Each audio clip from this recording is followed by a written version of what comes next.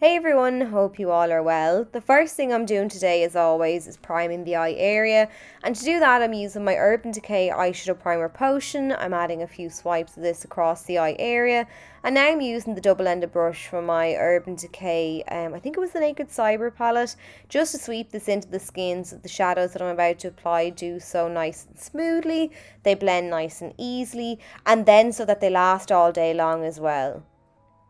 My palette of choice today is the new Urban Decay Wild Greens eyeshadow palette. It's a gorgeous palette that has a lovely mix of greens, corals, neutrals, in a variety of mattes, shimmers and satins. So my first shadow of choice today is Kale. This is a nice light medium green shade and it has a matte finish to it. I'm picking this up on the double-ended brush that came with the Urban Decay Naked Cherry palette, and I'm using the fluffy end of this brush just to add this shadow into the crease. And at first when I was applying this, I was kind of like, oh, you know, it looks a bit murky, more of a swampy looking green than a light glorious green. But once I applied a second layer of the shadow, it definitely did appear more true to the colour that it is in the pan, and I was like, phew. So the second time round, I picked up a bit, I suppose, more of a substantial amount of product on my brush and made sure not to top off as much excess product. So I was actually surprised when I didn't have a boatload of fallout, which is a good complaint. But I'm just blending this colour back and forward, really buffing it upwards and outwards towards the brow bone, and then I'm angling that shadow outwards as I'm blending. Now I'm taking a clean fluffy brush from Sigma. This is the E25.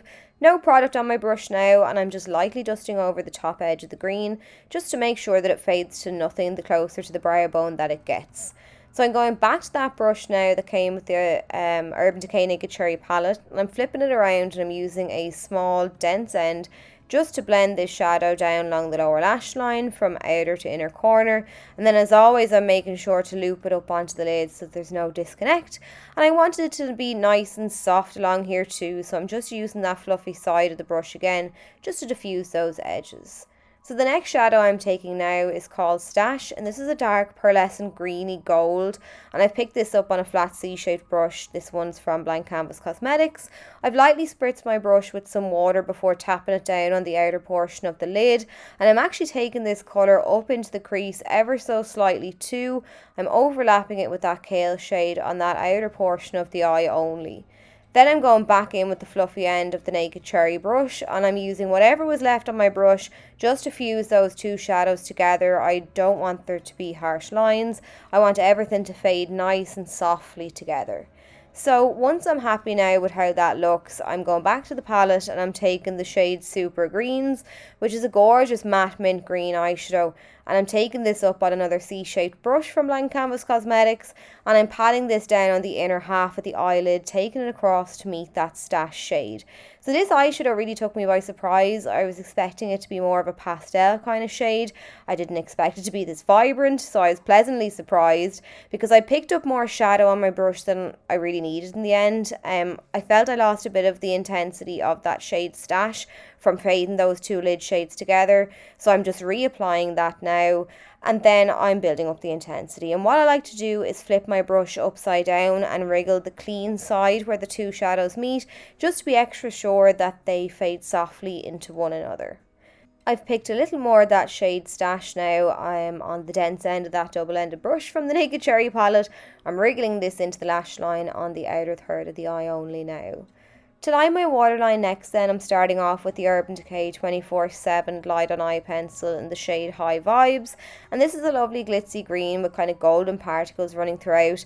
I'm not mad on how this looks on the waterline. For me, it's just not vibrant enough, but what I do love is how it translates onto the lash line. I love that little bit of sparkle between the lashes. So next then I'm going in with the Urban Decay 24/7 Glide on Eye Pencil in the shade 0. This is just a standard black liner and I'm running this now back and forward along the upper lash line. There's no black shadow in this palette and I do like to add some depth, especially to this area, to just help conceal the band of false lashes that I'll be applying.